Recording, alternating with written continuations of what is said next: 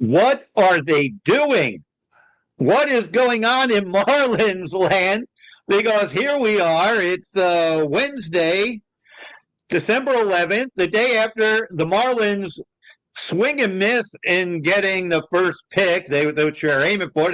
They're going to pick seventh, and then they cap the night and kind of exit the winter meetings by trading their most productive regular position player in Jake Berger. We're going to dive into this and what the Marlins are doing. Do they have a plan? They said they have a plan. We know they have a vision. They talk about a vision, but what is the plan? And we're going to kind of break that down here with the great Jeremiah Geiger. Jeremiah has his own podcast, which he has graciously had me on several times. So I am reciprocating and bringing in my good friend Jeremiah Geiger. Jeremiah, welcome. How you doing, buddy?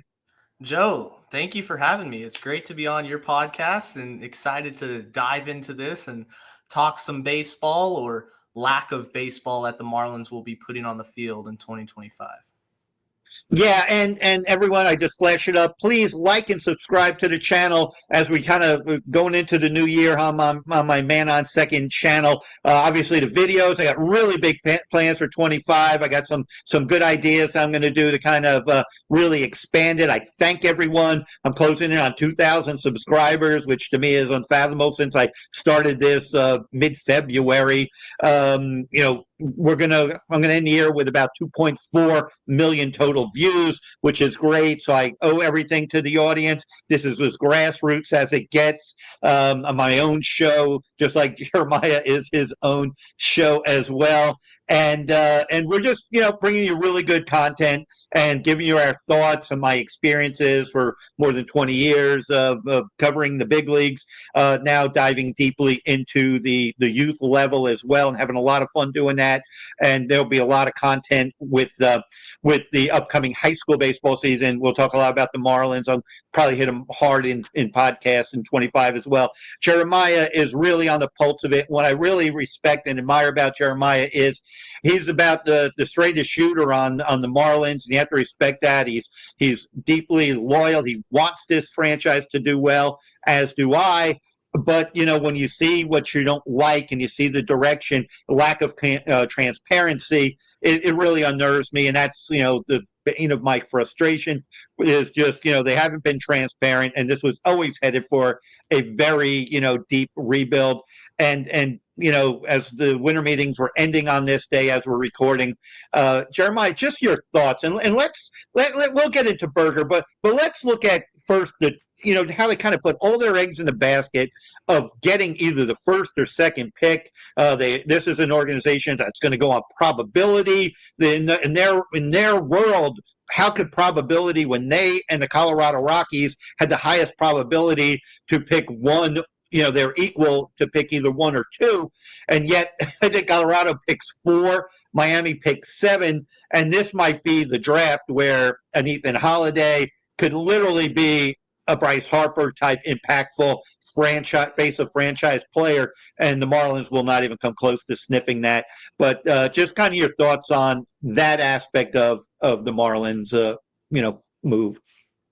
Well, there's an old saying that luck favors preparation and opportunity, and the Marlins just didn't prepare for this. I mean, they threw all their eggs in one basket. We're going to get a top pick. I mean, that's all I heard for the last 6-7 months when it was clear the Marlins were going to be in the lottery and having a 100-loss season.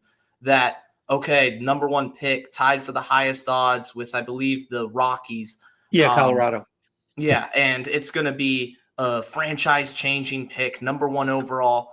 And wouldn't you know, they drop all the way to 7th, which is arguably the worst possible pick they could have gotten, obviously behind 8th. But you're not going to hear any complaining from me because, frankly, the Marlins did this to themselves.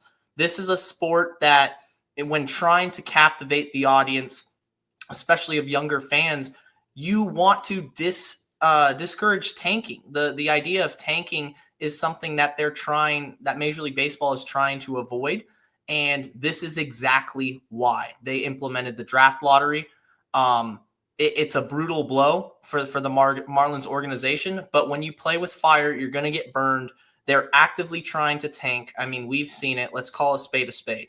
And when you base your results, when you kind of try to gear your organization that the future of this organization is only dependent on this draft lottery and we need this top pick, well, that's what you're going to get. I mean, it's silly. It's kind of ironic that of when they have the highest odds, they fall to the 7th pick, which is just absurd. Yeah.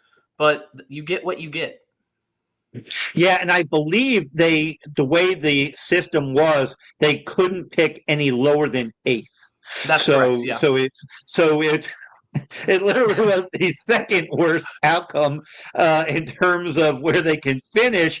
But like you say, it's a fitting one. And, as someone who covered the draft for 20 years and always kind of enjoyed it, but never really got too crazy about the spot itself. But obviously they didn't do the draft, this lottery thing until most recent years, and it tie it into the winter meetings. But really what magnified how they went into this winter meetings with no plans of adding anyone.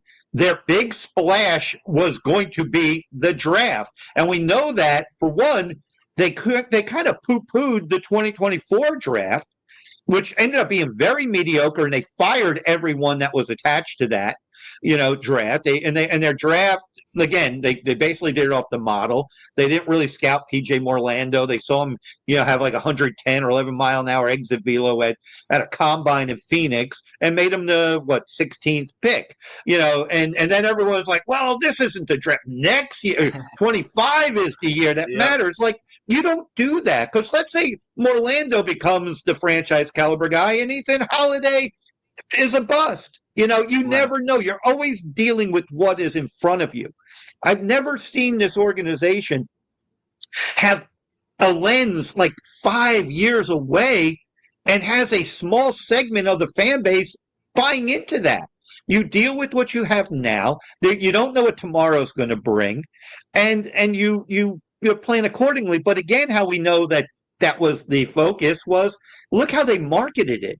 Their social media, and they had Kermit the Frog like biting his nails. They were like just kind of rolling. I covered in winter meetings when they've traded or signed Jose Reyes and traded Mikel Cabrera, when they were all in and they acquired like D Gordon and all these kind of big winter meetings where they were either trying to add to go for it or subtract. You knew they were subtracting.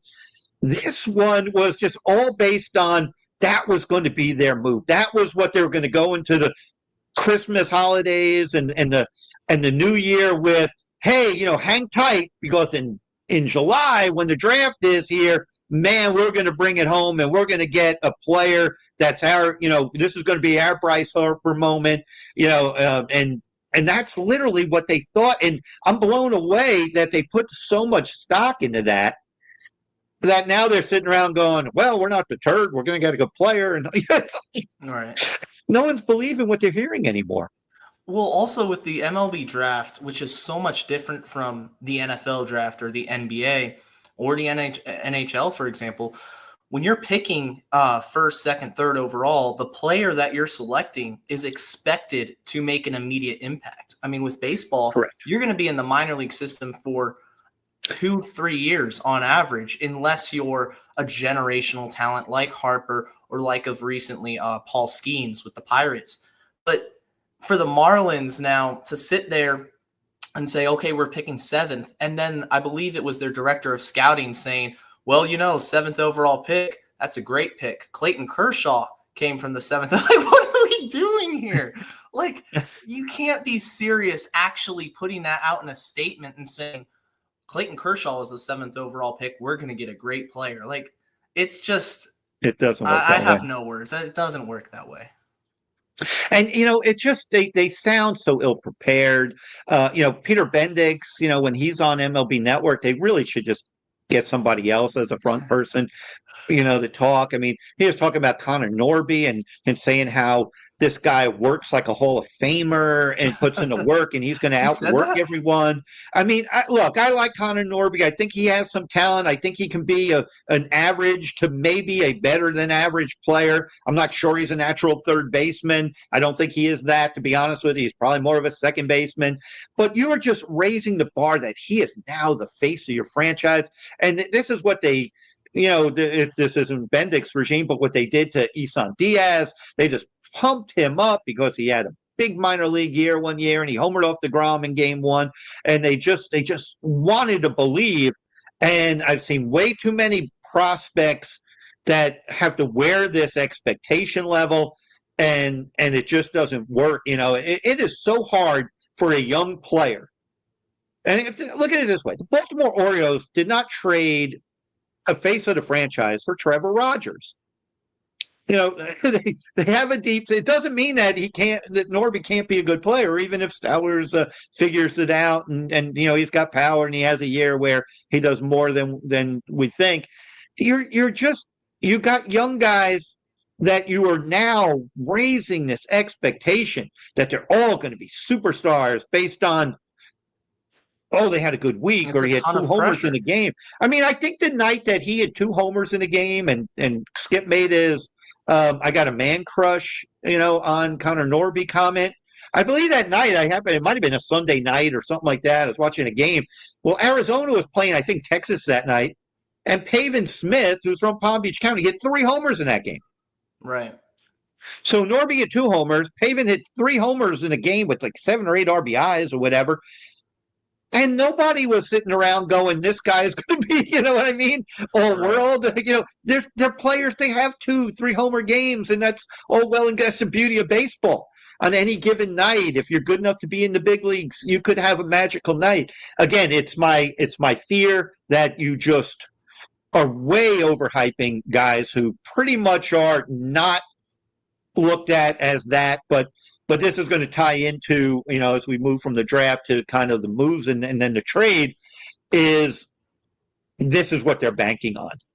And obviously it leads to, well, you got rid of Jake Berger now, and Jake, we got Jonah Bride could play more first, or De Los Santos, who they got for Puck, can get, or whomever they feel is the flavor of the day to play first, and then Norby can play third more. It's almost like, we got rid of Jake Berger, and the same Jake Berger who they were touting all the years of control, the guy who's a pro's pro, who was a big reason why they went to the playoffs in 23 when he came over and showed that power bat, who, even though he had a slow start in the injury last year, still finished with 29 homers, which is quite an accomplishment playing in in Marlins Park or Lone Depot, which is obviously not conducive to a lot of homers, and just kind of has that little bit of a nit factor in Berger where he'll come through and then just jettison him out of here when they still haven't made it clear that, you know what, we're really kind of, please be patient with us. We're rebuilding. Well, they haven't even come out and said that. That's the big issue for me, and I'm sure you and a lot of other fans, is that they still won't say what their plan is, what their goal is. I mean, you look at Twitter, and I mean, we're talking just 2-3 months ago, people are saying this isn't a rebuild. And even myself, heading into 2025, I was excited about this season because I thought we would see improvement. I said, okay, we got a couple nice pieces back on the deadline. I thought Peter Bendix did really well. You have an offense that was struggling, but now you have De Los Santos, who has intriguing power. I really like Connor Norby. Is he a generational talent? No, but he's a nice piece. And you got Berger, who's a big power bat. And okay, let's see some improvement. Maybe not the playoffs, but we'll see improvement on the field. No, because they ship off Berger, just literally last night for mid-tier prospects when he has 4 years of control. It makes no sense. Objectively, any way you slice it, it doesn't make sense. And to me, I mean, I already knew this team was rebuilding, but to anybody else out there with a pulse and can understand baseball, this is a full-fledged rebuild, and it's only going to get worse because I guarantee you Sandy will be gone Luzardo will be gone. I mean, this team is going to be AAA level in August. Yeah, and that's the thing, and I have these conversations. I probably had little exchanges on X with you about it. With what are they going to do with Luzardo or Sandy? And it still gets down to Luzardo. What, it made like $5-ish million in arbitration. I know he missed pretty much all last year, but his ARB number is going to stay roughly the same. A $5 million price tag for the Marlins is hefty. They don't really want to carry that. And then they were in that same bind where last year, where they had a chance to move Luzardo, did not do it. And then he got hurt. So then I got stuck with the $5 million that they had to pay him for last year. Now, again, it hurts his trade value. They really don't want that on the books. So How do you get rid of that without giving it away? And then another team is going to be like, I ain't giving you too much because I'm not sure what I get. And then you're like stuck in that. Well, you got to go prove it on the field. Well, let's say he goes proves it on the field. I mean, just think about this. And I'm still blown away how this happened. Remember that game? He ultimately was his last game. He was throwing like 90 miles an hour. Yeah. And they let him go against the like Nationals. five. They let him go like 5 innings. And Skip was like, well, that shows the kind of competitor. He only gave up a couple of runs, without. And I'm thinking, this is malpractice. And I'm like, if Peter Bendix was a strong leader, and you see one pitch at 90, there's a phone call coming to get him out of there. We're Especially already 0-9. You know what I mean? June. It's like, you already started 0-9. You weren't doing it. It's like, why is he out there? Like, it was, I've never seen. That's why when people say, oh, they're going to protect Yuri, they put a plastic finger on him and told him not to throw breaking balls in spring training because he was dealing with a blister issue. So when I'm saying they don't know what they're doing, people are, what do you mean, John? Of course they know what they're doing. Well, their actions act like they don't. Because I've seen the sport. I've seen how people react. How when you have prized possessions, they don't do that. That's why like minor league pitching coordinators have no say. They, you get. I'll give a Jose Fernandez example. When Jose was like in the minor leagues, the toughest job would have been like the pitching coordinator who was watching him because he can't tell him to do anything because the Mike Hill and company are like, how's he doing? How's he doing? They probably got 6 people there watching. And the first sign of anything that they didn't like, he's out of the game. Right. So you're not really even developing a pitching prospect. You're just, when you're developing a talent that's, like a Yuri, who's a number 1, number 2 caliber starter, you don't mess with that, especially when he's 20 years old. Or 21, whatever he is now. But point being, you handle with care. You don't just say, let's put a plastic finger on him, because he should have been missing starts, and getting him being ready for opening day should have been the last thing that they were worried about. But they were acting like he needed to be in the lineup to be the number 2 or 3 game starter. And they were doing everything they could to get Yuri in there, including putting a fake finger on him, a fake fingernail on him, because he had a blister issue. I mean, it's the politics too. It's the politics for me that it drives me. It just drives me crazy. I mean, I love this team. I love podcasting about the team, talking about the team. I mean, you know that, Joe. But I call it how it is. I'm going to call a spade a spade. When Peter Bendix today goes up and says, ultimately, we felt like trading him at this time netted us the best return. I mean, stop. Just stop. Because you got 3 mid-tier prospects. Let's call it how it is. Mid-tier prospects for a proven major league bat who I believe can be an all-star. I mean, he was on his way to being an all-star last year before the injury. So you complain about a lack of power in your lineup. There's your power bat, and then you take it away. And the thing is, Joe, he had 4 years left of control. He wasn't going to be an undrafted or UFA until 2029. 2029. Yeah. I mean, that's a whole election cycle away, and you trade him away for pennies on the dollar.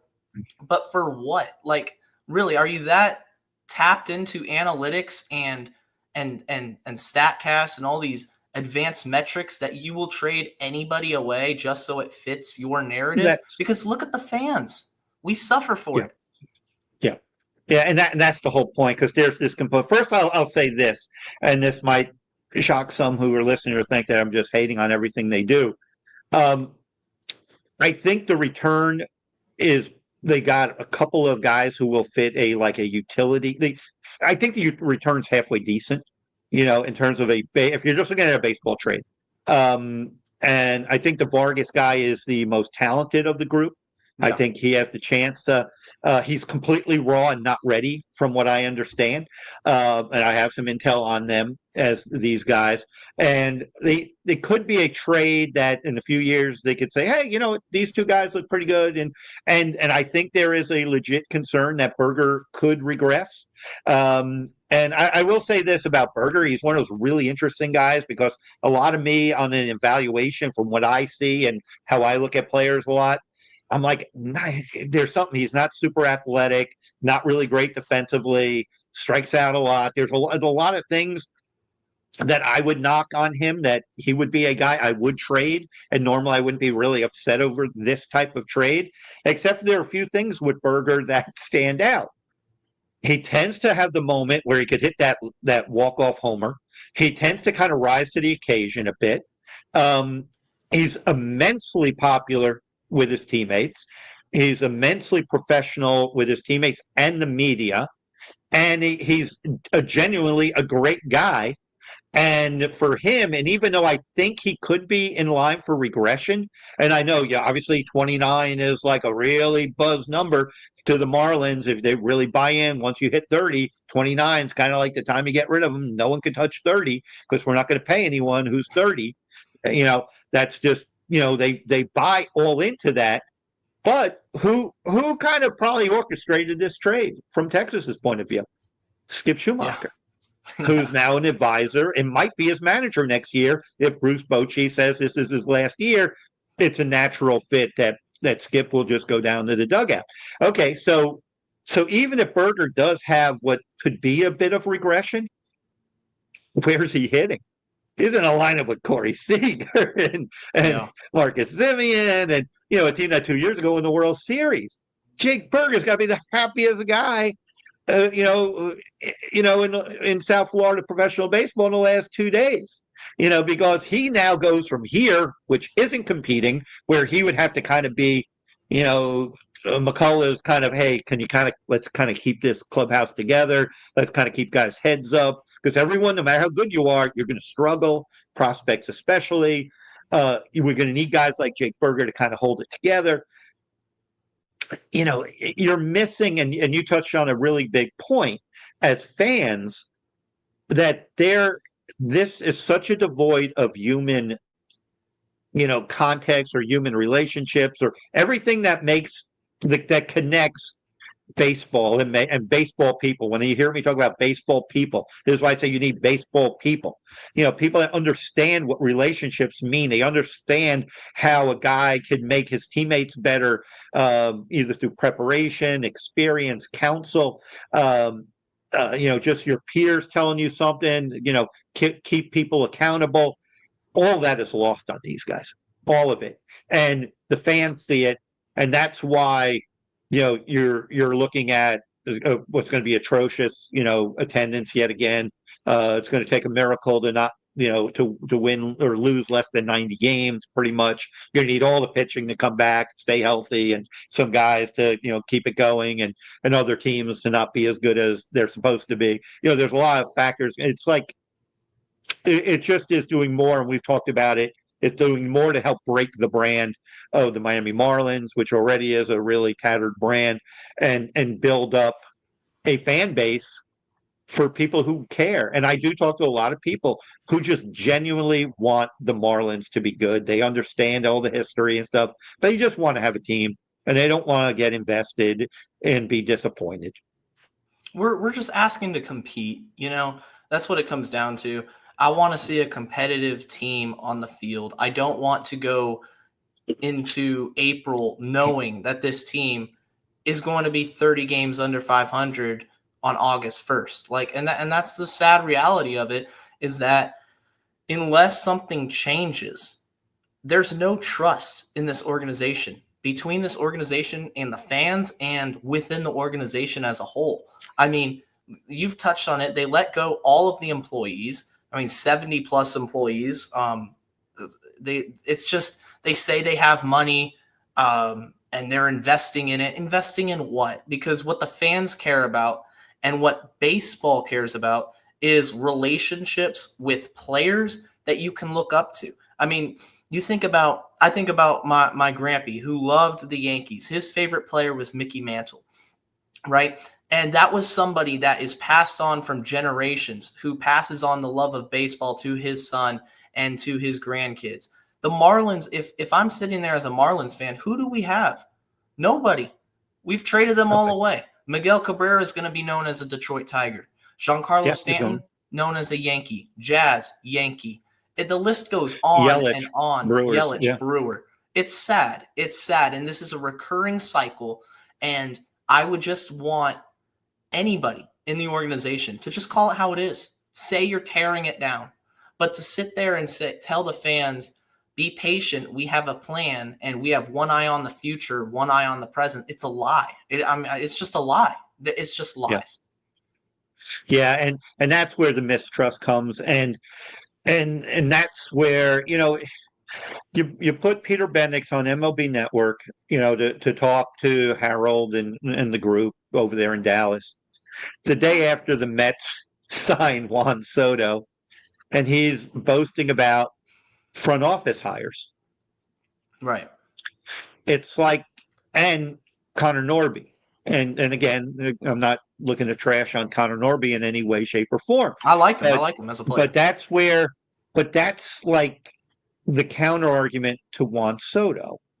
And you have to, I mentioned this on my podcast, my radio podcast on Real Voices of the Game, that the winter meetings, and I've had great winter meetings in terms of my coverage, where I broke major stories. The Cabrera story back in 2007, among the biggest, and the winter meetings in recent years have been kind of anticlimactic from a baseball standpoint, and baseball suffers from that. And I'm a big believer that the league should really kind of encourage teams to make their big splash moves at the meetings, because there's a marketing component when you look at the timing of it, with the holidays coming up, and you're going to have Juan Soto, the biggest name on the market, get a deal done pretty much at the meetings. It's the epicenter. Here's your chance to steal headlines from football. Basketball's going on, the college football playoff selection, all that's going on. And if Juan Soto signs during the winter meetings, you're stealing the headlines. You're giving whatever team he goes to, their fan base, all this lead-in time for the holidays to purchase merchandise, not doing it in January or February, which I think Bryce Harper signed with Philly like in February when he ended up signing. And lo and behold, a New York team signs Juan Soto right at the eve and right during the winter meetings, and baseball has the spotlight on it. The Mets, steal the thunder from the Yankees. The Yankees quickly counter by signing. Who they get? They got a pitcher, Max Fried. Max Fried. So even they make a big splash signing in that regard, kind of triggers some things. The winter meetings will not be a dud from a league standpoint, and overall a marketing success. And put that in the level of the Marlins. Imagine if you indeed had an eye in the now and an eye in the future, and you signed a couple of players. You kept Berger, you signed a Michael Conforto or whomever. You get somebody that makes your team better. You could kind of at least say, hey, buy some tickets. We're not quite there yet, but Sandy's coming back. You never know. And we'll run this out. And if it doesn't work, we'll move Conforto in July. And you know what I mean? You could do all this stuff, but they don't want to play that game. No. They want to play the game. A 19-year-old, a kid, the Dominican that, throws hard, but it doesn't know where the ball's going. The Rule 5 draft is a big to-do. They probably got their backup catcher today. And from what I understand, the guy he's not much of a hitter, and he's not a great defensive catcher, which as a backup, he better at least do one of the things well. You better either hit for a power and not field, or not be able to hit but be very good defensively, because he could help a talented pitching staff. But maybe they think they can make something out of them. But again, these are their moves they're coming away with. They moved a popular team leader, most productive hitter, and got potentially their backup catcher in the Rule 5 draft, and then they come home saying, we're looking for our Clayton Kershaw with the number 7 pick in a couple of months. Well, to touch on that, I really wanted to mention this when you mentioned the backup catcher. So the Marlins acquired Liam Hicks from Detroit, Rule 5 draft pick. Now, with the Rule 5, as you know, he's got to be on the 26th man. Like, there's no ifs, ands, or buts. So your backup catcher now is going straight from Double-A to the majors. He's skipping Triple-A. And now Augustine Ramirez, okay, who you acquired in the Jazz Chisholm trade, who Jazz was the face of the franchise, arguably, fan favorite. Everyone loved him. Great personality. You trade him, you get Augustine Ramirez. Oh, man, Ramirez, he's such a good hitter. Now, the question is, will he stick behind catcher? Because the Marlins have this hole at catcher. So then why are you going out and getting Liam Hicks if you don't have faith that Augustine Ramirez can be the catcher moving forward, at least split time with Fortes? You know what I'm saying? Because everybody kept saying, oh, he's major league ready. And then I kept hearing rumors, his catching might have a bit of a problem behind the plate, his defense. So if you go that route and select your backup catcher with your first pick in the Rule 5 draft, well, that tells me your organization has questions about that. So that makes that makes the Jazz trade that much more, frustrating because he had, again, multiple years of control. It's a mess. Yeah, and the thing, I'm sure with Ramirez, they'll basically have 2.5 catchers. That's probably what they'll do. They'll probably give Ramirez a little bit of time behind the plate against, maybe a starter that obviously wouldn't put him there with a Sandy if Sandy's still here, a guy who throws that hard and has that much movement. But maybe you give him, a fifth starter who's not throwing so super hard, or give him somebody to go there and get a little bit to see what he can do. And meanwhile, you got a little bit surer bet, at least the guy who profiles as a catcher. Although, as I told you, I hear he's not good defensively. So now you got another bad defensive catcher. And then what's happened is you got, Delo Santos there. If he makes the team, he's one of those guys, big bat, big strikeout rate guy, but profiles as a first base DH, but not going to be a very good defensive first base. So they're going to have probably Bride, Ramirez, and Delo Santos, who are all kind of going to be this kind of not very good defensive. They could run the ball out of the park a few times. But think about this, because they're loading up on, and even the Vargas kid is not, to me, from what I understand, a true shortstop. Jeremiah, if you notice something, and keep this in mind, no one really mentions this because no one really kind of digs deep into the inner workings. Everyone's like, they're loading up on second basemen. They're loading up on utility type guys. Well, these are the guys they're getting in trades.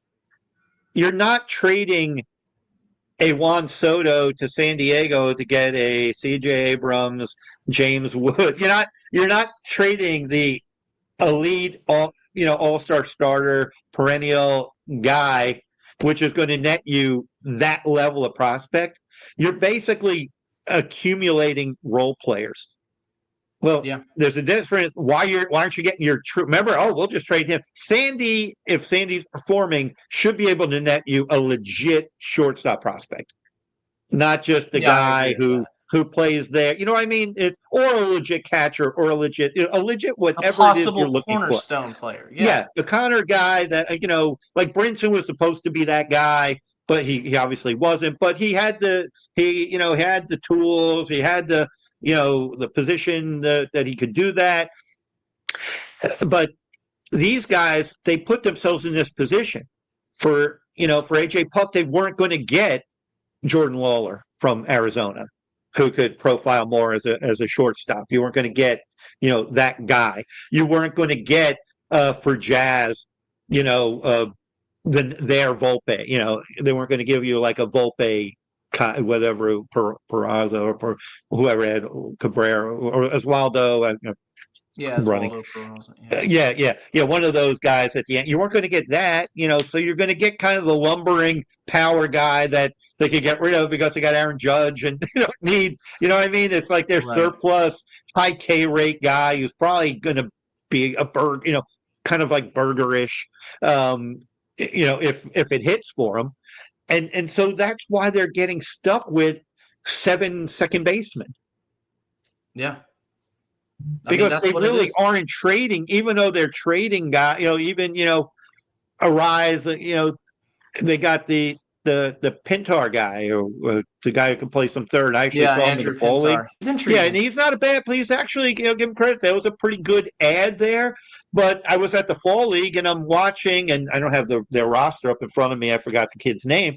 But why is San Diego able to do that, to get a guy the caliber of Luis Arise? Well, they're running out like an 18 or 19-year-old shortstop that San Diego has, who's freaking. They gave Pintar, who's a nice player for the Marlins, getting a trade, but the guy they got behind him, who's like 19 years old, is a dude. He's like the youngest guy in the fall league. I saw him hit the ball about 450 feet. That's why San Diego could make these trades. They can move a guy like Pintar, and it doesn't hurt them at all. They actually they keep the dude they wanted to keep, like the young Latin kid who's like immensely toolsy and shows he's already producing. That kid will be in the big leagues by the time he's 21, or he'll be used as a trade to get a Soto-esque player if they want to go that route. That's so. So even our best case scenario here in Miami, that some of these guys, but we're not really rating anybody. We didn't get Jackson Holiday from Baltimore. Right. There's no stars. Like, there's no there's star no stars. prospect. We just got guys. Issue. We got prospects that could be big leaguers, and most of them in utility roles. Yeah. And this is where I was reading something where they're talking about, they feel, if they honestly believe that part of their vision is to get a utility role player grade guy and basically develop him a half a grade higher than he really is. It's the Jacob Amaya deals. Yes. It's like that. Yeah, good enough to get to the big leagues. And then what? Because let's face it, that's not going to change your team, your organization, into a World Series contending team. None of these trades are.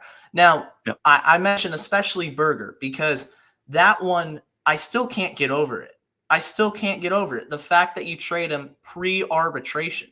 I mean, he's making $800,000. There's no salary hitting the books, and you still get rid of him. It just doesn't make sense. And from a franchise standpoint, where are you going next? Because right now you have one star left in the building. I'll say two, and that's Sandy and that's Yuri. Yeah. What are you going to do with those? Because assuming they're both healthy, assuming they're healthy, yeah. Because Tommy John, I know the success rate's pretty high, but you never know. Anyone with surgery, you just never know, and that's not saying it won't be. I know. Oh, he'll just throw harder. It's you just, again, you never know, and you don't take it for granted, and then you don't put that stress on the player, so you don't create that. But again, it's from a trust standpoint, the trust it can't be very high in the clubhouse. Now, this is one thing. It clearly is a message that all the young guys are going to play. So they're going to be happy. They're going to be happy. And if you move any player, now who's not going to be happy will be Sandy, will be Luzardo, because they're kind of in prime years of their career and they have no chance of winning. But what's best case scenario? To win 80 games? It's still not going to get to the playoffs this year. Yeah, but I'm saying, even if they were somehow to get, you're not going to the playoffs. No. You're not going to the playoffs.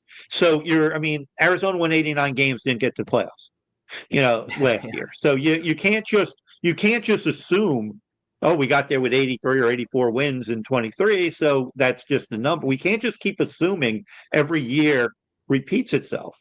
What's going to happen a year when 6 teams or whatever all have 90 plus wins? Because that's going to happen at some point. You're going to have that one year where the Mets and Braves and maybe Phillies just run away and just smoke everyone, and they're all 90 to 100 wins, and then you're going to have the West is freaking loaded. Yeah, I mean, the Giants are going to get better. The Dodgers are going nowhere. They're only going to be stronger. The Padres are super good. The Giants are on the rise, and the Diamondbacks are really good. So you got 4 teams there. So you got 4 teams there, and 4 teams in the in the East or 3 teams in the East, and then one team in the Central for sure has to make it. Where is the Marlins window ever going to be? Right. There's a world in which the Giants, Dodgers, Padres, Phillies, Mets, and honestly, up and coming, the Nationals and Braves. So we're talking 6 teams. One of those teams is going to get left out. The Central team has to go. So it can't. It just so one can't of those be. Teams gets left out. You're way behind the curve here if you're Miami. Yeah. So it's like, again, it's where do they think? Where is, again, what year is it supposed to turn? 27? Like, who's waiting around for 2027? Right. Yeah, I mean, and that's then the what? question. Like 27 means what? Like, again, it's like what? And when you're dealing with a culture of less and less younger people are watching TV, they're watching YouTube, hopefully our channels and our podcasts. You have to engage people so much differently every year. You just can't assume that this is like, oh, well, let's say they do have a magical couple of months and people are going to be they're so far off the radar that by the time people pay attention to you, you're still going to have paltry crowds because no one's really bought in and no one's really going to buy in fully. And they're going to want to see you run it back. And then again, it's like, what is this sustainable? Like, just, okay, you load up on prospects and your system seems to be better than before, which it should be because you're losing quality players, but your big league roster isn't good. We don't know how development's going to be because you have quirky ways of doing things there. And, everyone's going to be throwing sweepers, all these pitchers. They're going to be running through them. They're going to do they're going to drive line pitching coach and drive line. Teams that go heavy in drive line usually fire the drive line people because they break the pitchers. I mean, I'm just being factual, saying Philly did it. The Yankees did it. And, if you're just like, the Reds did it. There was a time where those 3 and they fired all 3, and then their pitching got better. Joe, they hate the facts. Everyone out there, they hate the facts because the facts, truth hurts, and these fans don't want to accept it. The organization seems to not want to accept it, that there are people out here like yourself, like myself, who are just tired of it, who are tired of mediocrity. But this is beyond mediocrity. They're expecting us to accept these decisions that put the team in such a bad place because 2025, all right, the young guys are going to play. That's what we can all agree on. De Los Santos, Agustin Ramirez, Norby, they're going to play 130, 140, 50 games, hopefully, if they all stay healthy. If they turn out, that's great. But what if they don't? Because not all these guys are going to hit. It's just unfortunate as it is. But my question to you is, we talked about the Rays model before on my podcast and how Bendix is emulating it and the problems I have with it and whatnot. 90 games, right? Winning 90 games has kind of been the standard for Tampa Bay. Oh, they'll win 90 games and get in the postseason. When do you see the Marlins winning 90 games? What year? Because honestly, it's so far out. I can't throw a dart and tell you what year. Because what's your thoughts on that? Yeah, to be honest with you, I think in a few years, Peter Bendix will probably be fired, and he'll make a lot of money because he would have gotten like 5 years to build this. Or the money is going to dry up so much, and it's going to be so painful for the investors that they're going to say, this doesn't work. We got to get rid of this thing. Right. And to be honest, I'm so sure Peter Bendix is running this show. I mean, I think Gabe Kapler has got a lot more say than people really talk about. And again, they're not hiring anybody from Tampa. So this whole Rays don't operate this way. No. And he didn't. Different. And he, again, we've gone back and forth on this. We have, the others don't believe it. He didn't start the Rays way. Peter was always kind of a guy who was doing projects for the Rays. So I'm sure he's probably implementing his projects. But, Clayton McCullough, who hired him? Mm. That seems to be. There's McCullough. They have a bench coach, but McCullough didn't really hire his bench coach. So someone's going to be managing the team from upstairs.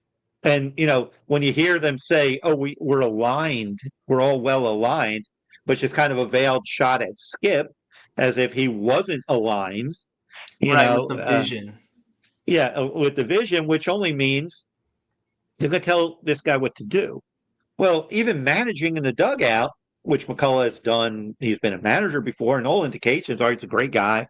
He's likes the Marlins. He has ties to down here, and he's a fan. And so I still think he was a little bit on a sugar high from winning the World Series, and probably didn't really fully understand what he was going to be stepping into. Uh, Obviously, he knew he wasn't going to be managing in LA anytime soon. But the guy up in Cleveland got the message pretty quickly. I don't think I want to go here, and that's And why I Will pulled his name Venable, out of the it. other Yeah, guy. yeah, yeah, and so it's like those guys all did that. So the reality is going to hit very quickly. The backlash they're getting from the market, the rejection, the apathy, and it's going to be just a super hard sell. And I know they're making adjustments to spring training. Even that there was going to be grandiose, rebuilding of things, but even though they're spending their tens of millions on things that behind the scenes that we don't see, that's kind of where a lot of the tens of millions are going. Is them and the Cardinals didn't get the real upgrades they're looking to build this into a state of the art spring training place. They kind of had to do it on their own. So that's part of the investment. But I saw a fan that I know and I've seen through the years in spring training.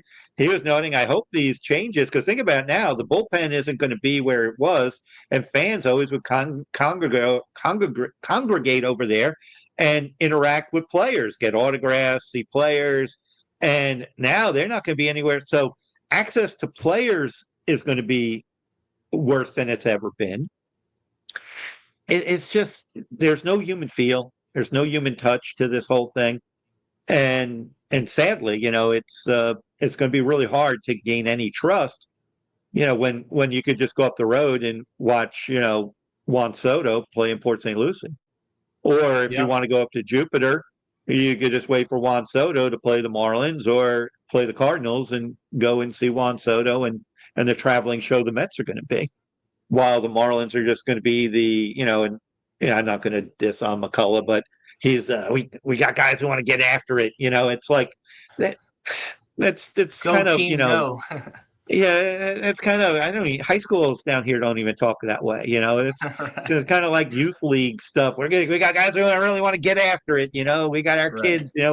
And that's where I think it's insulting when to hear a guy like Bendick say that Norby is going to outwork play everybody in the league. Like that's really insulting. It acts like Bryce Harper doesn't work hard, or Freddie Freeman doesn't work hard, or Shohei doesn't work hard. They just are the superstars making the 800 million.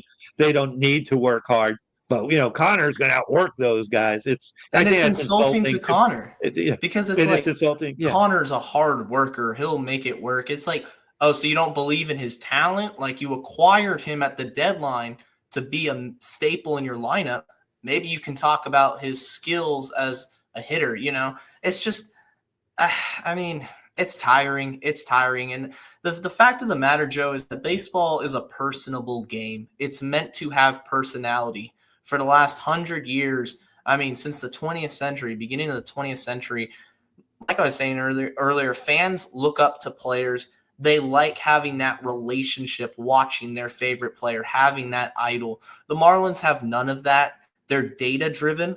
Everything is numbers. Everything is numbers.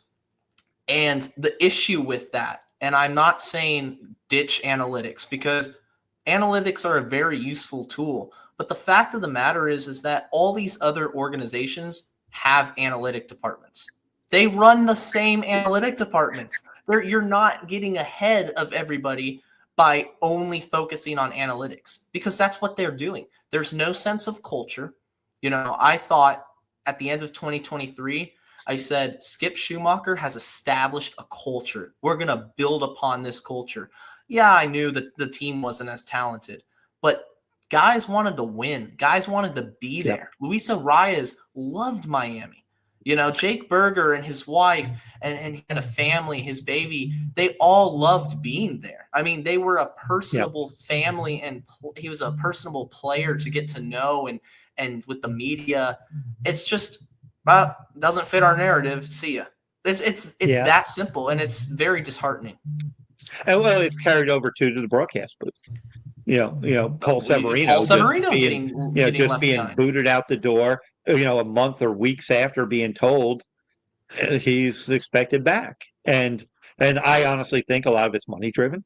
They probably think about this. You find out, I think The Athletic wrote that the TV deal is short. It's a short lease or agreement.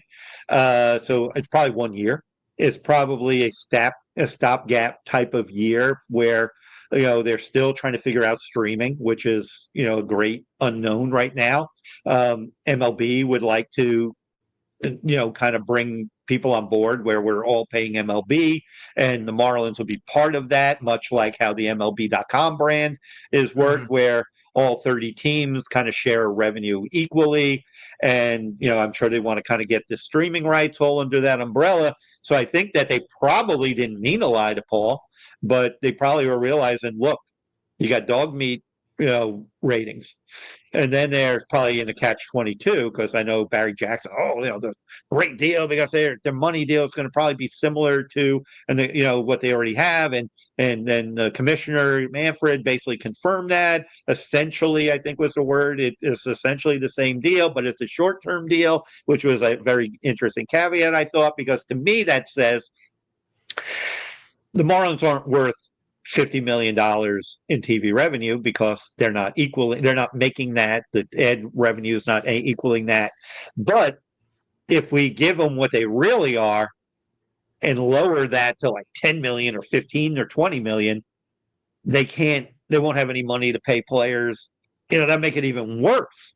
So I wouldn't be shocked if, and I'm just saying this based on just kind of my thought process of how it could be working, is they might be loaned like $50 million by the general fund or something like that. So they probably gave them kind of a sweetheart deal. Then they sat around and said, okay, well, let's look at the broadcasting. Okay, well, we got all these people who co-host, you don't really have as an analyst, you have this revolving door. You got like Minervini and Kelly who can do some play-by-play. Kelly's done play-by-play on radio as well as Craig. He filled in a few times late in the year. I know we told Paul, and they booted Paul. That's kind of how I think it could have come down. I'm probably not way, off too much by this. And so here you are. Now you're going to have to try to sell to your fan base, watch us. Well, and people are going to it's going to be really, really hard. And that's another thing where if they had just done, as we had noted a year ago, just run it back, bring Soler back, keep Arias, you could go out and you could got maybe a stopgap starter and if it all fell apart because they did have a playoff caliber bullpen, as it turned out. If it didn't pan out, you move guys and then, do more of a rebuild, but at least you sold a few tickets in 24 and, you did something to kind of energize, but they chose to do the complete opposite. And now they're just making the moves and just saying, you're a baseball fan, please keep supporting us. And I'm just curious to see to what level, how low it can get. I mean, to your point with Paul Severino, like part of the reason that so many fans are slowly just becoming disinterested with the Marlins is the lack of connection. I've touched on this before. When you watch a game in person, I mean, it's a experience that you remember. You go home, you remember going to the ballpark is something sublime. I love going to the ballpark. But when you're watching on TV, you want to have that juice. You're listening to the radio, you want to have that juice. Kyle Seeloff does an excellent job with Marlins radio. I absolutely love it. Paul Severino, I felt, had the juice for Marlins television. He's sitting there watching the game just like us and bringing excitement. He seemed genuinely excited to call Marlins games. And if you're a part of the organization, you want that. You want to see that. You want to see your TV guys care. You want to see your radio guys care. But who knows? Was it down to money? Possibly. Either way, he's gone. And that's the second turnover in the last few years, because I remember the Rich Waltz days. I mean, I loved Rich Waltz. I thought he was energetic. He made listening to baseball games, or rather watching the games, he made them fun. And it goes not just to the players, it goes to, now it's the broadcasting booths, it goes to the stadium vendors and stadium employees. I mean, there's no loyalty here. There's no promise here. If you're an up and comer, it's just, what does the analytics say? What does the budget say? The mysterious budget that they have so much money for, and you have to dig deep to find out what they're really spending on. Just give me a break. Yeah, and I think we're going to have leave it on that note, because we got to get out of here within an hour. Otherwise, this podcast turns into a pumpkin, and we're not going to have that happen. Jeremiah, tell people how they can find your podcast and all that good stuff. Definitely. So I host the Marlins 9 podcast, Roman numerals, IX, Marlins IX. But it's on YouTube, it's on Spotify and Apple. I really enjoy doing it. And I just tell it how it is over there. Run usually about 30-minute shows. Run a lot of podcasts with guests. Have Joe come over for State of the Marlins all the time. And we just enjoy talking baseball over there. So give us a check out. Yeah, everyone check that out. And here, one thing people are going to know with me, you're going to get authenticity. You may like some of the stuff, you may dislike some of the stuff, but I'm not going to hold back, and I'm going to be honest with you. And the mission is to grow baseball in South Florida, but you have to do it in the right way. And without holding these people accountable, then it's just going to keep going on and on and on and on. Our channel, again, the podcast is a growing part of the Man on Second channel. Obviously, the videos. 2025 is going to be really exciting. I got some really, really good ideas.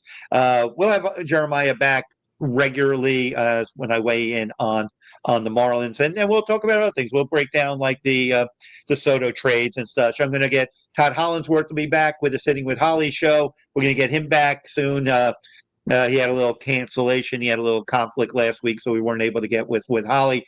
We took a little bit of time off for the holidays as well. Jeremiah, buddy, thanks for coming on and sharing your insights, your passion. We're going to keep fighting the good fight, right, my friend?